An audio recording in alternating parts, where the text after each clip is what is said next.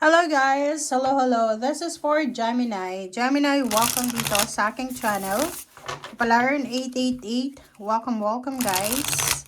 Alamin natin Gemini kung ano ang mensahe na kailangan mong marinig. So this is for the whole year of 2026. So this is money, career, financial reading guys.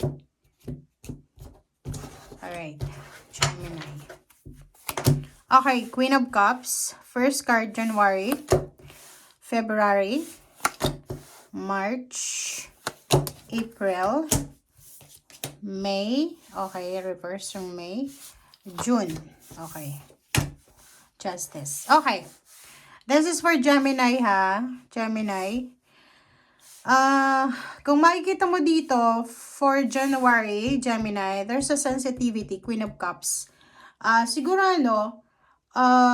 nakafocus ka ngayon sa family mo, or pwedeng yung iba unemployed, or pwedeng yung iba nagbabakasyon, going with the flow ka lang sa ngayon.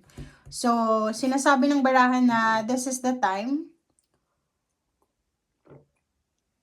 Yung January mo is the time to relax, or if there's a opportunity, if there's an opportunity or possibility na mag-relax, makapag-spend time sa family or sa loved ones, gawin mo daw kasi yung January is the perfect month for that. Okay. I-clarify ko lang guys kasi 'di ba, para sa atin, tayong mga Pinoy, pag January 1, ikino-consider na natin na New Year yung talaga, na Year of the Fire Horse. Pero kung sa tarot talaga yung i-follow natin, February pa. Okay, February 17 until 21, February 17 until February 21, that's the time na sisimulan natin yung Fire Horse. Okay? So, you still have time. Kung halimbawa na January, wala ka pang gana mag-apply ng trabaho, magbakasyon ka lang muna, you still have time para makapag-relax. Okay? Until February.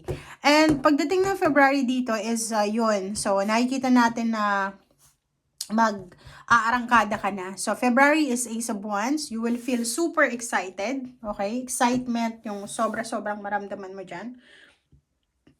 You are super motivated, inspired. Nakikita ko sa'yo dito na you have goals sa buhay mo na sisimulan mo siya pagdating ng February. Kumbaga, yung goals na yan ay yan yung magbibigay sa'yo ng sobrang strength and motivation. And March is Hierophant, spiritual wisdom. So, sinasabi ng barahan na yung focus mo sa February na yung motivation mo para umunlad, magdagumpay, pagdating ng March, sabayan mo daw siya ng spiritual wisdom. Ibig sabihin, yung motivation natin na magkaroon ng pera, gamitin natin yon para maging close tayo sa spiritual, sa Panginoon, or sa kung ano man ang paniniwala mo. So, ibig sabihin, balanse. Kailangan nating balanse. Huwag puro trabaho na nakakalimutan mo na yung spiritual mong responsibilidad. So, make sure na huwag kakalimutan mag-pray. April is contentment. So, pagdating ng April, there's so much good news about love, family, emotion, good news. So, nakikita natin dito na may celebration. So, may isi-celebrate ka. It's either birth of the baby, promotion, salary increase, or pwedeng lump sum of money siya. Okay? And reverse na May, so 8 of Pentacles. So, pagdating ng May, maybe may iba sa inyo dyan na magkakaroon ng sipon, ubo, lagnat na posibleng yun yung magiging rason kung bakit ka hindi mag-overtime.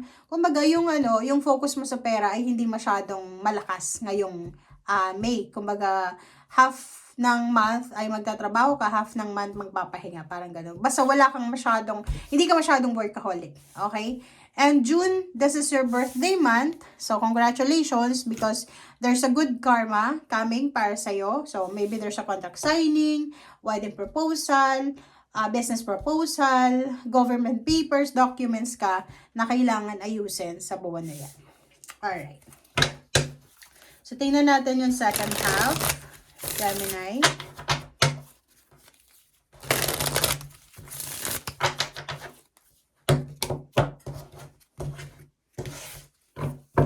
Okay, this is July. Reverse na July.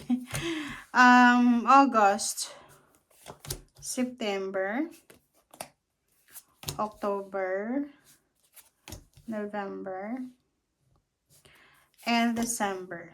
Alright. So, yung July mo, reverse na lover. So, pagdating ng July, since sobrang busy ka ng June, so pwedeng kakapirma mo pa lang ng kontrata, kakapromote mo pa lang ng June. So, pagdating ng July, if you are married or in a relationship, possible na wala kang oras sa iyong karelasyon kasi nakafocus ka sa stability ng finances mo.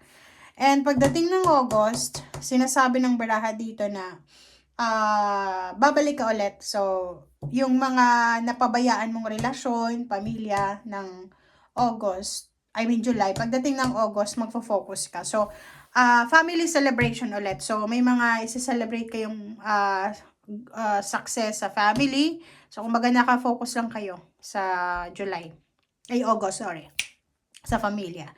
And September is Three of Swords. Umiwas ka sa kung ano man na financial investment ngayon na September. So, this is Virgo season. So, mag-ingat ka. Huwag kang mag-launch ng business ngayon September. Huwag kang magpapautang, huwag kang mangutang. Basta ka lang, lie low ka lang kasi pwede kang masaktan, pwede kang magsisi sa bandang huli.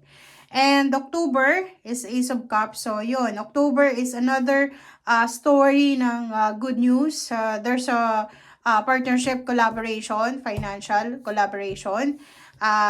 Pagdating ng November, maybe there's a wedding. There's an engagement. And pagdating ng December, pwedeng makaramdam ka ng pagod, ng puyat, ng antok, or ano pa man. So, basta sobrang mapapagod ka kasi pwedeng marami kang obligations, duties, and responsibilities pagdating ng December.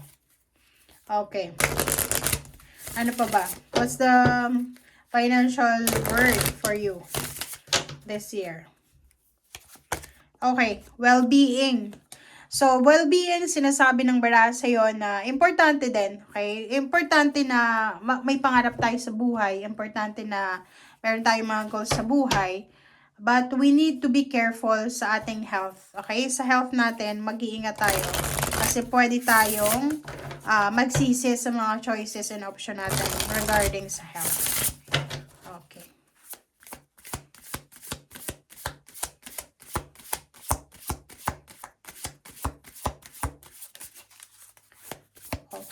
What's the last message? Okay, Gemini, dog spirit. Be loyal to what you love. So, yun.